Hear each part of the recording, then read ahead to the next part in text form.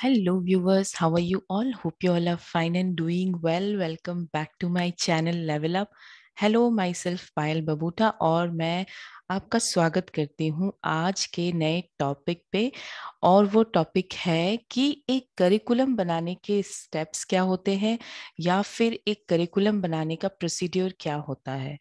Okay, सो इसे हम steps भी बोल सकते हैं। अगर आपका क्वेश्चन एग्जाम में आता है स्टेप्स, तो भी आप सेम चीज लिख सकते हैं।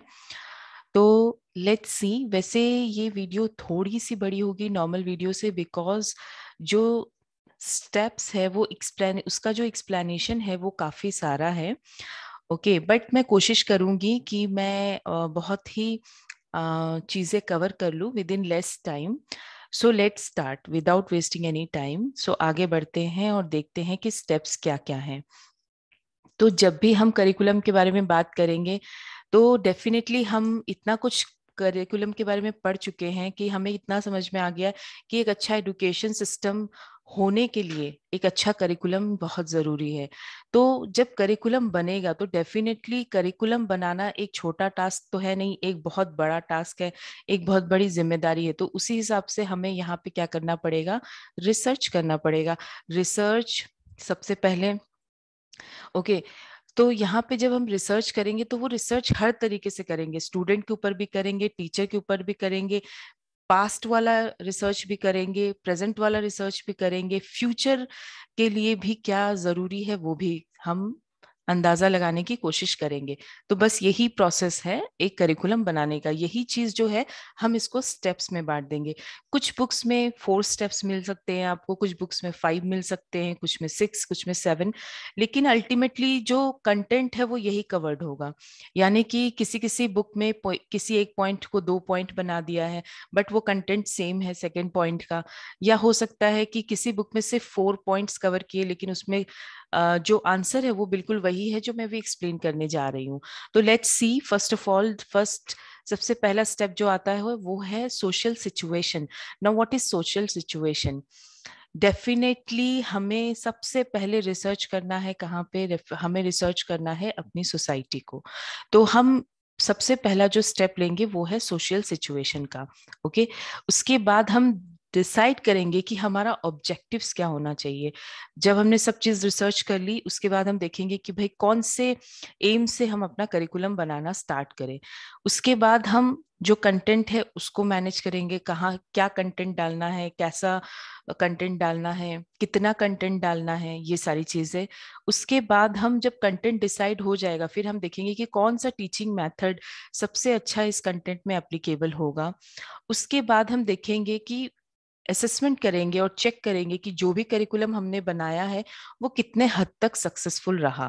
ओके, सो अब इन्हीं पॉइंट्स को हम डिटेल्स में पढ़ेंगे। Let's see. सबसे पहले से क्लीन कर देते हैं। Okay, now let's move to the next point, next part, that means the explanation part, जिसमें हम सबसे पहले स्टेप को एक्सप्लेन करेंगे, सोशल सिचुएशन। जो मैंने बोला कि सबसे पहले एजुकेशन सिस्टम बनाने से भी पहले जो पुराना प्रोसेस होता था ना, वो सीधे सेकंड स्टेप से स्टार्ट होता था। लेकिन जब जैसे एजुकेशन सिस्टम आगे बढ़ा तो हमें ऐसे लगने लगा कि सोसाइटी की नीड या फिर सोशल नीड को भी हमें ध्यान में रखना है, क्योंकि अल्टीमेटली तो जो भी एजुकेशन लेगा वो बेनिफिट तो सोसाइटी को ही देगा। तो क्यों ना ऐसा करिकुलम बनाया जाए जो हमारी सोसाइटी को सूट करे। ओके, तो सबसे पहला इसमें जो चीज आ रही है वो ये बोल रही है कि एक सोशल प्रोसेस जो है वो डायनामिक होता है।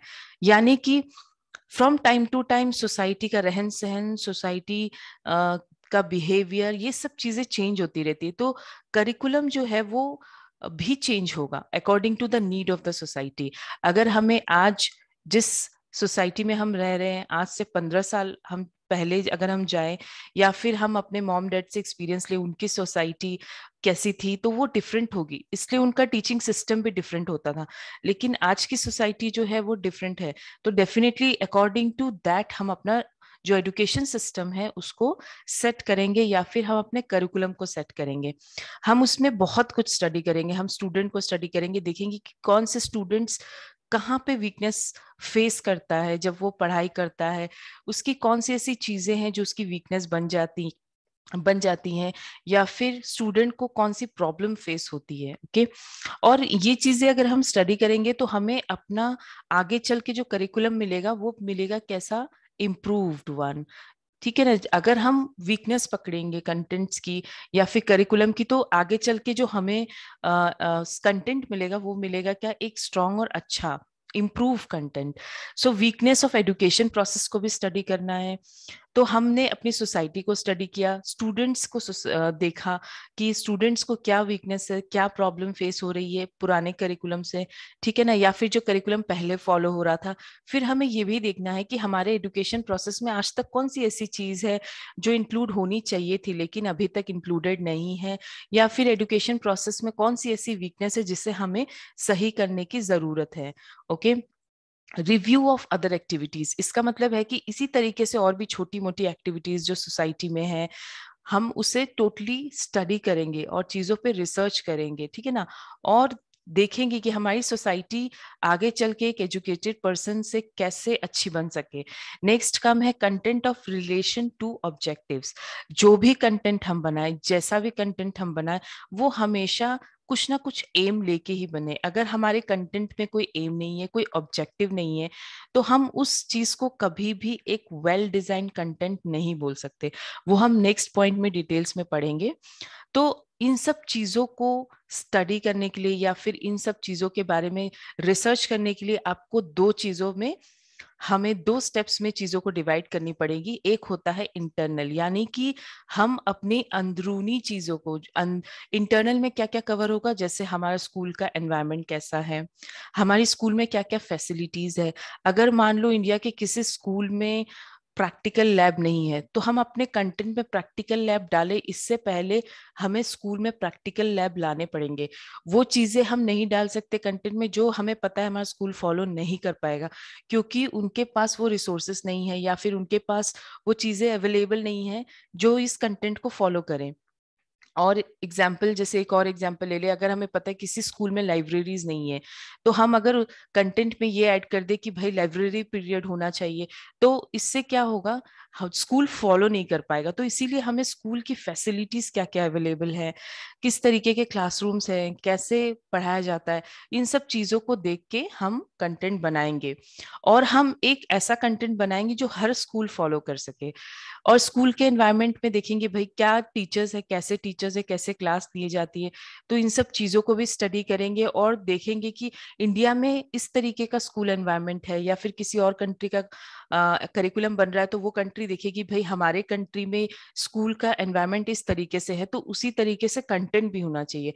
अगर हम किसी और कंट्री के करिकुलम को लाके यहाँ पे अप्लाई करेंगे तो वो डिफिकल्टी होगी, क्योंकि वो अपने सिस्टम के हिसाब से बना हुआ है, वहाँ के स्कूलिंग सिस्टम के हिसाब से बना हुआ है। ओके, सो हम अपने स्कूल के एनवायरनमेंट को भी स्टडी करना है, टीचर्स को स्टडी करना है, टीचर्स की कितनी कैपेसिटी है, कितनी नॉलेज है, कैसे टीचर पढ़ा रहा है, किस मेथड को यूज कर रहा है, तो कंटेंट भी उसी तरीके से बनेगा। Next come the external part. External में हम क्या क्या देखेंगे, हम देखेंगे कि सोसाइटी, हम ऑलरेडी बोल चुके हैं, इसके बारे में एक्सप्लेन कर चुके हैं। पॉलिटिकल कंडीशंस भी देखेंगे, क्योंकि पॉलिटिक्स में जो भी डिसीजंस होते हैं उससे डेफिनेटली एजुकेशन सिस्टम पे इफेक्ट पड़ता है। कोई भी एजुकेशन मिनिस्टर चेंज होता है, वो अपनी पॉलिसीज लाता है। कोई प्राइम मिनिस्टर आया, उसने थोड़ी सी एजुकेशन में कोई पॉलिसी डाल दी, इससे क्या होता है ना, हमारे एजुकेशन सिस्टम में चेंजेस आते हैं, और जिसकी वजह से हमें एडजस्ट करना पड़ता है क्या, हमारा करिकुलम। जो भी करिकुलम है हम उसे एडजस्ट करते हैं according to the political need, या फिर पॉलिटिकल, आप ये बोल सकते हो पॉलिटिकल जो भी आदेश दिए जाते हैं उसको फॉलो करते हुए ही कंटेंट बनता है। तो हमें टाइम टू टाइम ये सब चीजें भी स्टडी करनी है। प्लस हमारी इकोनॉमी कौन सी प्रॉब्लम फेस कर रही है, हमारी इकोनॉमी में कौन सी चेंजेस आ रहे हैं। अगर चेंजेस को फॉलो करते हुए करिकुलम बनेगा, तो जो करिकुलम बनेगा वो लॉन्ग टर्म बनेगा। अगर हम आज को देखते हुए करिकुलम बना दे तो कल चल के हो सकता है ये करिकुलम आउटडेटेड हो जाए। लेकिन अगर हम प्रिडिक्ट कर सके, हम ये अंदाजा लगा सके कि नेक्स्ट 5 ईयर हमारी सोसाइटी या इकोनॉमी इस तरीके से होगी, तो हम उसी को बिलीव करते हुए अगर करिकुलम बनाए तो वो काफी हद तक 5 to 6 ईयर तक तो पुराना नहीं होगा। ओके, नेक्स्ट कम प्रॉब्लम जो है, उसका मतलब क्या है कि मान लीजिए इंडिया में अनएम्प्लॉयमेंट प्रॉब्लम है, तो हमने इसको क्या किया, अपना कंटेंट बना दिया, इसको चैप्टर बना दिया। एनवायरमेंट प्रॉब्लम है, उसको हमने अपना चैप्टर बना दिया। इससे क्या होगा ना, इससे जो सोसाइटी की प्रॉब्लम हो रही है वो बच्चा सीखेगा, समझेगा और कोशिश करेगा कि ये प्रॉब्लम हमारी सच, उसमें अगर मान लो 100 बच्चे पढ़ते हैं तो उसमें 10 से 15 बच्चे तो ऐसे होंगे जो इस प्रॉब्लम के बारे में सोचेंगे और इसे सॉल्व करने की कोशिश करेंगे। इसलिए और प्लस हमें अगर हम अपने कंट्री में रह रहे हैं तो हमारी कंट्री में क्या प्रॉब्लम्स हैं, क्या सिचुएशन इस वक्त चल रही है, ये सब चीजों के बारे में पढ़ना भी जरूरी है। So definitely from time to time political system external part जो होता है आउट ऑफ स्कूल, उसे भी स्टडी करना जरूरी है। तो ये हो गया स्टेप 1। अब हम चलते हैं स्टेप 2 में। ओके, तो स्टेप 2 क्या बोल रहा है, आइडेंटिफाइंग एंड सिलेक्टिंग ऑब्जेक्टिव, जो बहुत ही इंपॉर्टेंट पार्ट है और ये थोड़ा डिफिकल्ट भी है। आपको दिमाग में जब कंटेंट आप बना रहे हैं या फिर जब आप करिकुलम बना रहे हैं तो आपको हमेशा दिमाग में ये रखना है कि मेरा एम क्या है करिकुलम बनाने का। अगर सपोज आपका एम ये बोलता है कि मुझे एक ओवरऑल डेवलपमेंट चाहिए बच्चे में, बच्चा हर तरीके से काबिल हो, ओके, तो अगर हर तरीके से काबिल चाहिए तो उस केस में आपकी जो कंटेंट है उसमें आप फिजिकल एक्टिविटीज भी डालेंगे ताकि बच्चा जो फिजिकली स्ट्रांग हो, आप उसमें लर्निंग वाली चीजें भी डालेंगे, ठीक है ना, प्लस उसमें आप राइटिंग जिससे बच्चे की इंप्रूव हो। राइटिंग मीन्स राइटिंग स्किल, मैं राइटिंग हैंड राइटिंग की बात नहीं कर रही हूँ, राइटिंग स्किल। जैसे कोई बच्चा इंग्लिश में कुछ लिख रहा है तो कोशिश करें हम उसमें ग्रामर का कंटेंट डालें ताकि बच्चा ग्रामर सीखे, सेंटेंस बनाए तो सेंटेंस गलत नहीं बने, ठीक है ना। तो राइटिंग स्किल्स, अगर हम चाहते हैं बच्चा कुछ और भी एक्स्ट्रा करे तो एक्स्ट्रा को करिकुलर एक्टिविटीज को डालना, प्रोजेक्ट्स को डालना। तो इससे क्या होगा ना, और कुछ प्रैक्टिकल चीजें भी डालना। जैसे मान लीजिए आपने प्रैक्टिकली किसी बैंक को विजिट किया, ठीक है ना, या फिर आपने प्रैक्टिकली किसी वाइल्ड लाइफ सेंचुरी को विजिट किया, तो इससे क्या हुआ, आपको उन जगहों के बारे में पता चला, आपने प्रैक्टिकली देखा। तो इससे क्या होगा ना, जब आप डिफरेंट चीजें डालेंगे तो इससे बच्चे का ओवरऑल डेवलपमेंट होगा, प्रैक्टिकली सीखेगा, खेलते हुए सीखेगा, फिजिकल डेवलपमेंट होगा, लर्निंग पावर बढ़ेगी, राइटिंग स्किल बढ़ेगी, तो इससे बच्चे का ओवरऑल डेवलपमेंट होगा।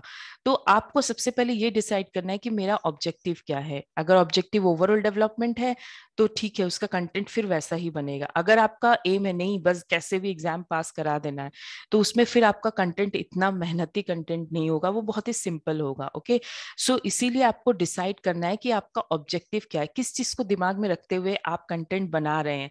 सो उस पर पूरा कंटेंट डिपेंड करेगा, पूरा जो करिकुलम है वो डिपेंड करेगा, ठीक है ना। और ये सब जो ऑब्जेक्टिव्स है इसको सिलेक्ट करने के लिए या फिर जानने के लिए मेरे ऑब्जेक्टिव ये है, इसके लिए हमें क्या करना पड़ेगा, फिर से वही, हमें अपने स्कूल का एनवायरनमेंट देखना पड़ेगा। अगर हम बहुत सारी प्रैक्टिकल चीजें डाल रहे हैं लेकिन हमारे स्कूल में वो चीज एप्लीकेबल, हमने लिख दिया भाई ये चीजें प्रोजेक्टर से ही पढ़ानी पड़ेगी, लेकिन बहुत से स्कूल्स ऐसे हैं जिनके प्रोजेक्टर्स अवेलेबल अभी भी नहीं है। बहुत से जगहें ऐसी हैं जो बहुत ही बैकवर्ड है, वहां पे प्रॉपर ब्लैक बोर्ड भी नहीं है। तो हमें हर एक जगह को ध्यान में रखते हुए चीजों को करना है। ओके, सो हम इसके लिए स्टडी करेंगे different external internal part. Internal part में स्कूल्स को जाएंगे, सर्वे करेंगे, स्टडी करेंगे। एक्सटर्नल पार्ट में सोसाइटी देखेंगे, पॉलिटिकल व्यूज देखेंगे, सब कुछ देखेंगे। ओके, उसके बाद एक्सटर्नल फैक्टर, ये 2 टाइम्स हो गया है, दिस इज 1 टाइम। ना growth and development of a child भी देखना है हमको कि पहले के जमाने में कैसी ग्रोथ हो रही थी, कौन सी ऐसा कंटेंट था पुराने करिकुलम में जो बहुत अच्छा काम किया, तो हम उस चीज को यहाँ भी अप्लाई कर सकते हैं, ठीक है ना। तो ऑब्जेक्टिव हमने डिसाइड किया, डिपेंड करता है हम बच्चे को भी अच्छे से पढ़ ले ताकि हमें इजी हो डिसाइड करने के लिए कि हम ऑब्जेक्टिव क्या फिक्स करें और हमारे नेशन की क्या नीड है और फ्यूचर की क्या नीड है, आगे चल के हमारे देश को किस चीजों की जरूरत है। अगर हम चाहते हैं कि हमारे फ्यूचर की जनरेशन को इस तरीके की चीजें की, फ्यूचर की जनरेशन जो है वो इतनी टैलेंटेड हो जाए कि कोई भी अनएम्प्लॉयड ना रहे, तो हमें फिर उसी तरीके से स्किल्स उनको सिखानी पड़ेगी। अगर स्टडीज में ना सही तो उन्हें कुछ प्रैक्टिकल चीजें सिखा के जिससे वो अपनी चीजों को और अच्छा कर सके, है ना। हो सकता है माइट भी अगर हम किसी बच्चे को एमबीए करा रहे हैं तो एमबीए करने वाले बहुत से लोग हैं, तो अगर 100 लोगों ने एमबीए किया है तो उसमें से हो सकता है कि सिर्फ 80 को जॉब मिले, बाकी 20 को नहीं मिले। लेकिन अगर ये 20 स्कूल के करिकुलम में हम कुछ ऐसी चीजें डाल दे जिससे इनको एक्स्ट्रा नॉलेज आ जाए या फिर कोई एक्स्ट्रा स्किल आ जाए, तो वो उसको लेकर अपना जो आगे का फ्यूचर है उसे बना सकते हैं। तो इससे क्या होगा, हमारी अनएम्प्लॉयमेंट प्रॉब्लम सॉल्व होगी। ओके, तो यानी कि हमें अपनी कंट्री की सिचुएशन को भी देखना है, प्रॉब्लम्स को भी देखना है, और फिर अपने ऑब्जेक्टिव को फिक्स कर लेना है कि भाई मेरे कंटेंट या फिर मेरा जो करिकुलम बनेगा वो इस ऑब्जेक्टिव से बनेगा। नेक्स्ट आगे बढ़ते हैं। सो स्टेप 3 ये बोलता है कि selection and management of the content. Okay, अब सिलेक्शन और मैनेजिंग ऑफ कंटेंट क्या है? हमने जब भी ऑब्जेक्टिव डिसाइड कर लिया कि मेरे दिमाग में ये है कि मैं एक बच्चे का ओवरऑल डेवलपमेंट करूंगा, प्लस मैं बच्चे को एक्स्ट्रा स्किल भी देना चाहता हूँ, तो उसी तरीके से आपने एम लगा लिया। उसके बाद हम डिसाइड करेंगे अब इन सब चीजों को फुलफिल करने के लिए मेरा कंटेंट क्या होना चाहिए। अगर मान लीजिए आपने एम रखा कि बच्चे को एक्स्ट्रा स्किल सिखानी है, ठीक है ना, तो हम फिर अपने कंटेंट में क्या डालेंगे? जैसे हम फॉर एग्जाम्पल कुछ कुकिंग क्लासेस, ठीक है, उसके बाद में हम बच्चों से कहेंगे कुछ प्रेजेंटेशंस बनाना सीखे, ठीक है ना, या फिर मान लीजिए हम किसी बच्चे को प्रैक्टिकली ट्रेन करें कंप्यूटर्स चलाने में, पीपीटीज बनाने में। तो पीपीटीज बनाना भी आज की डेट में एक बहुत अच्छा इनकम सोर्स है। तो ये जो एक्स्ट्रा स्किल है, ओके, या फिर हम किसी बच्चे को डांसिंग सिखा रहे हैं, कुछ बच्चे डांसिंग सीख रहे हैं, कुछ सिंगिंग सीख रहे हैं, तो इससे क्या होगा ना, बच्चे की जो एक्स्ट्रा एक्टिविटी है वो डेवलप होंगी। हो सकता है किसी बच्चे का सिंगिंग में, डांसिंग में या म्यूजिक में इतना इंटरेस्ट आ जाए कि वो उसको आगे चल के प्रोफेशन बना ले। सो इसीलिए हमने जब अपना कंटेंट डिसाइड कर लिया, मतलब ऑब्जेक्टिव डिसाइड कर लिया, तो अब हम आगे डिसाइड करेंगे कि इस ऑब्जेक्टिव को पूरा करने के लिए हमारा कंटेंट, यानी कि हमें क्या क्या ऐसी चीजें जो है वो अपने करिकुलम में डालनी है। तो लेकिन जो भी कंटेंट हम डालें उसकी कुछ, उसको डालने से पहले हम कुछ चीजों को ध्यान में रखेंगे। जैसे कोई भी कंटेंट हमने डाला उसमें कोई भी कंफ्यूजन नहीं होना चाहिए, बिल्कुल क्लियर होना चाहिए। हमने कंटेंट डाल दिया, टीचर देख रहा है करिकुलम, उससे समझ ही नहीं आ रहा है कि ये क्या है, कैसे कराए, हम क्या करना है, कैसे कराना है, जो कंफ्यूजन सा है वो समझा नहीं पा रहा है सामने वाले को कि करना क्या है। तो या फिर इनकरेक्ट ना हो, किसी भी तरीके की ऐसी चीज ना डली हो जो रियल में करना पॉसिबल ना हो। कंटेंट तो बना दिया लेकिन जब करने गए तो प्रैक्टिकली पॉसिबल नहीं हुआ वो करवाना। तो ऐसा नहीं होना चाहिए, जो वैलिडिटी होना बहुत जरूरी है, करेक्ट, नो कंफ्यूजन, बिल्कुल क्लियर, आराम से लागू हो जाए, इस तरीके का। Okay, measurement of interest. Now measurement of interest यानी कि जब हम देखें, हमें जब कंटेंट बनाना है तो कंटेंट सिर्फ बनाने से पहले हमें देखना चाहिए कि ऐसा कंटेंट बनाए जो बच्चा एंजॉय करे, उसको बर्डन ना लगे। ओके, और इस तरीके का कंटेंट बने जो बच्चा इंटरेस्ट लेके पढ़े। और जो जो भी है ये सब, जो भी चीजें हैं वो टीचर्स के बिहेवियर पे बहुत डिपेंड करती है। जैसे मान लीजिए अगर कोई सब्जेक्ट बहुत इंटरेस्टिंग है लेकिन अगर कोई टीचर उसे बोरिंग तरीके से पढ़ाए तो वो कभी भी एक अच्छा, हम बोलेंगे कि करिकुलम अच्छा नहीं है, लेकिन यहाँ पे क्या हो रहा है, टीचर के बिहेवियर से वो चीज मैटर कर रही है, ठीक है ना। यहाँ हो सकता है किसी बच्चे को बहुत इंटरेस्टिंग लग रहा है अगर कोई और टीचर पढ़ा रहा है, क्योंकि उसे कोई और टीचर गाइड कर रहा है, लेकिन किसी पर्टिकुलर क्लास को हो सकता है मिस्टर बी गाइड कर रहे हैं, लेकिन वो जो चीज है वो उसे बोरिंग बना दे रहे हैं। ओके, सो इससे क्या होगा ना, बच्चे का जो इंटरेस्ट है वो डिपेंड करेगा टीचिंग बिहेवियर पे भी। तो ऐसा नहीं कि किसी बच्चे को बोर लगा तो हम कंटेंट बदलने चले गए, हम अपना करिकुलम बदलेंगे, वो चीज नहीं होनी चाहिए। हमें देखना चाहिए कि हम उसे कैसे इंटरेस्टिंग बना सके, लेकिन अगर फिर भी हम कोशिश कर रहे हैं तो हर एक बच्चे को अगर सेम चीज लग रही है तो डेफिनेटली हमें अपने कंटेंट को सुधारने की जरूरत है। ओके, सो हम इंटरेस्ट को देखेंगे, प्लस ये देखेंगे कि टीचर का बिहेवियर की वजह से तो नहीं हो रहा है ये चीज, तो इसे भी स्टडी करेंगे। Learning criteria, individual difference. Okay, तो लर्निंग क्राइटेरिया को भी देखना है। कंटेंट बनाते गए इतना टफ टफ कंटेंट बना दिया कि कुछ बच्चे तो बहुत अच्छे से सीख रहे हैं लेकिन बाकियों के लिए टफ हो गया। नॉर्मल हो सकता है हमारे लिए कोई एक पर्टिकुलर चैप्टर टफ हो, पर्टिकुलर सब्जेक्ट टफ हो, वो डिफरेंट चीज है। लेकिन अगर पूरा का पूरा कंटेंट ही नहीं समझ में आ रहा तो डेफिनेटली हमारे कंटेंट को इम्प्रूवमेंट की जरूरत है। ओके, सो लर्निंग क्राइटेरिया बच्चे का, हमें ऐसा करिकुलम बनाना है कि जो मिक्सचर हो हर चीज का, कि कोई अगर वीक बच्चा है तो वो भी थोड़ा बहुत पढ़ सके, और कोई अगर इंटेलिजेंट बच्चा है तो उसे ये ना लगे कि ये कंटेंट तो बहुत ईजी है। तो मिक्सचर बनाना है हमें दोनों का। ओके, कुछ चीजें टफ होंगी, कुछ चीजें नॉर्मल होंगी, ताकि कोई बच्चा अगर वीक है तो वो भी पढ़ ले, पासिंग मार्क्स ले आए, या फिर उतना लायक बन जाए कि वो इन फ्यूचर इनकम कर सके। ओके, और जो इंटेलिजेंट बच्चा है उसे भी ये ना लगे कि ये क्या है, तो बहुत इजी है, बड़ा बोरिंग सा है, कितनी बार करे एक ही चीज को।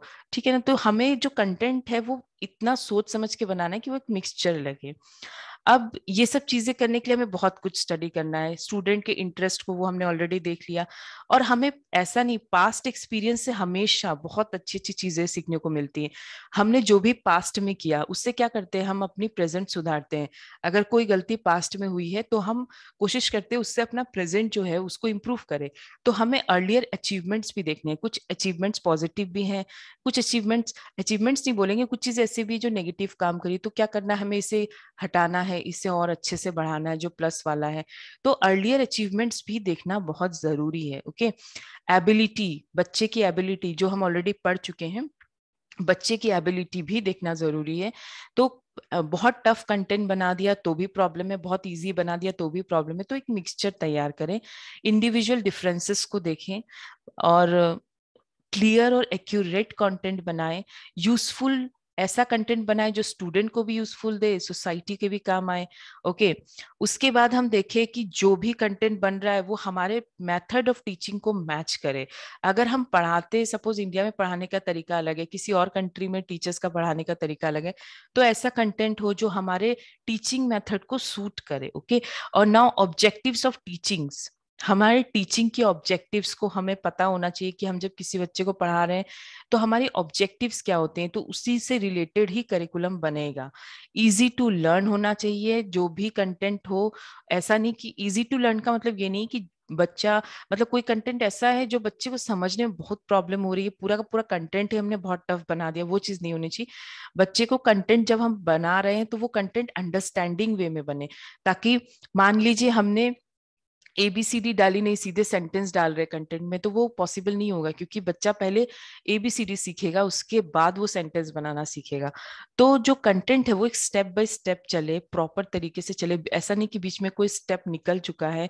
ओके, तो जो लर्निंग है इससे क्या हो जाएगी ना, वो इजी होगी अगर प्रॉपर स्टेप में आएगी।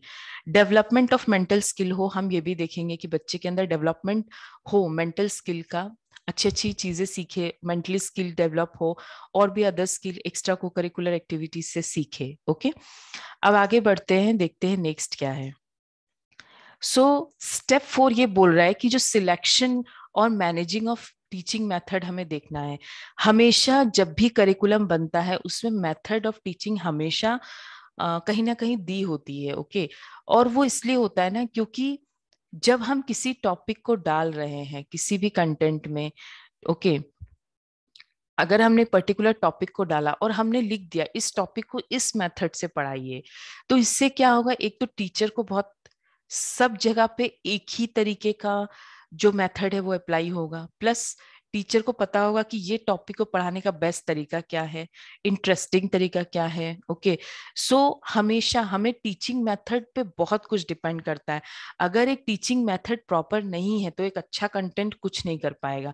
तो टीचर का रोल यहाँ बहुत आता है। अगर हमने कंटेंट बहुत अच्छा बना दिया, बहुत ही ब्यूटीफुल बना दिया, और उसमें बहुत एक्टिविटीज भी डाली, और कोई भी कंटेंट देखेगा तो ये बोलेगा कि ये बहुत अच्छा कंटेंट है, लेकिन अगर उसको टीचर डिलीवर नहीं कर पा रहा है तो वो एक अच्छा साइन नहीं है। ओके, तो हमारा गुड से गुड करिकुलम भी फेल हो जाएगा। इस वजह से हमें टीचिंग मेथड को मैनेज करना बहुत जरूरी है। या इधर वो आप कंटेंट में बता दीजिए, या फिर आप देखिए, स्टडी कीजिए जो टीचिंग मेथड फॉलो हो रहा है उसमें क्या इंप्रूवमेंट चाहिए, हम क्या ऐसी चीजें हैं जो उसमें लागू कर दे तो हमारा टीचिंग जो है वो और अच्छा हो सकता है। ओके, और जो टीचिंग मेथड को मैनेज करने के लिए क्या क्या चाहिए, हम अपने ऑब्जेक्टिव्स को देखेंगे। डेफिनेटली हर चीज ऑब्जेक्टिव से कनेक्टेड है, हर पॉइंट। ऑब्जेक्टिव को देखेंगे तभी कंटेंट बनेगा, ऑब्जेक्टिव को देखेंगे तभी टीचिंग मेथड बनेगा। ओके, उसके बाद हम डिफरेंट मेथड्स को स्टडी करेंगे, कौन सा मेथड अब फॉलो हो रहा है, कौन सा मेथड पहले फॉलो हुआ था, कौन सा मेथड बहुत अच्छा काम नहीं कर पाया, ठीक है ना। और मेथड्स को जो है इंटरेस्टिंग बनाए। जैसे आज की डेट में हम देखते हैं ना, बहुत सारी चीजें प्रोजेक्टर्स में बनाई जा रही हैं, ब्यूटीफुल एनिमेशंस पीपीटी बन रही है। उससे क्या होता है, बच्चा इंटरेस्टेड होके देखता है।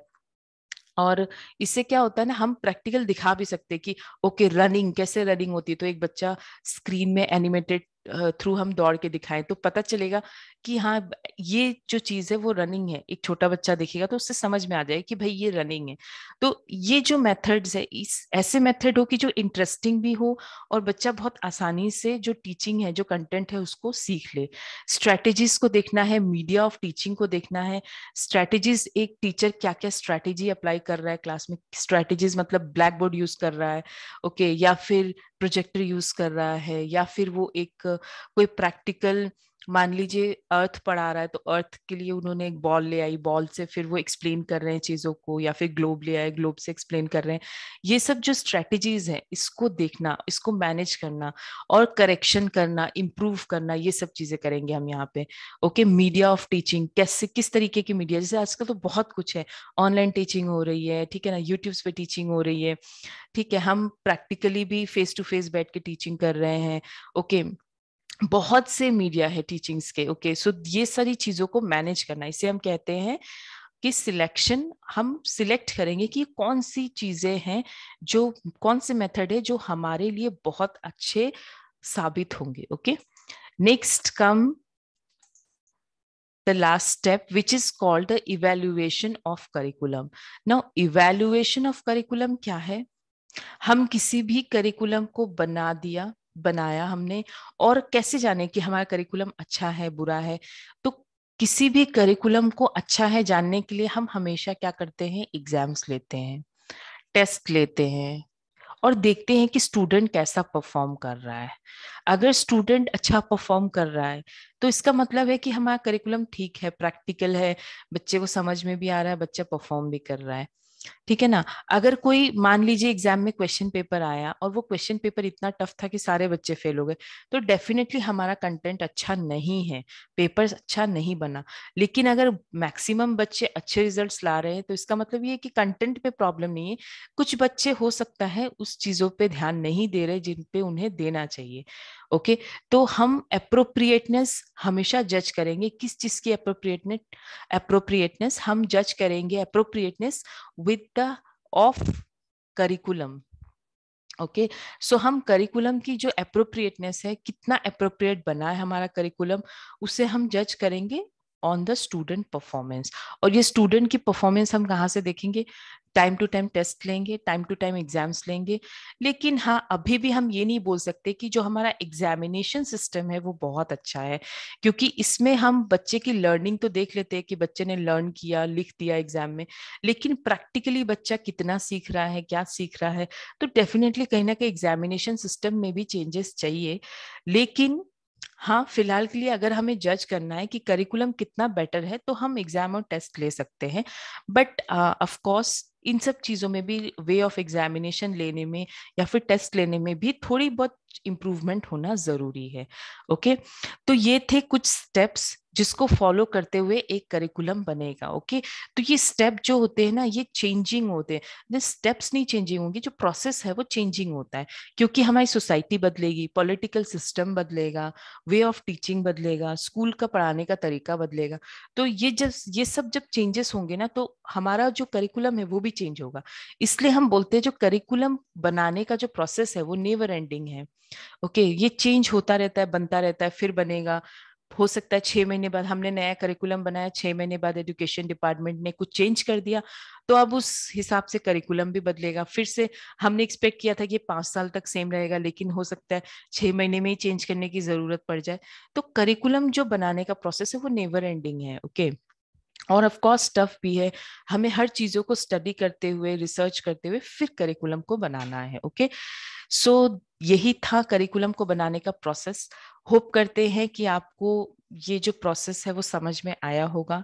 अगर वीडियो अच्छी लगी है तो लाइक कर दीजिए, चैनल को सब्सक्राइब कर दीजिए और नोटिफिकेशन बेल भी प्रेस कर दीजिए ताकि आने वाली वीडियो की नोटिफिकेशन आपको जल्दी से मिल जाए। Thank you and have a great day.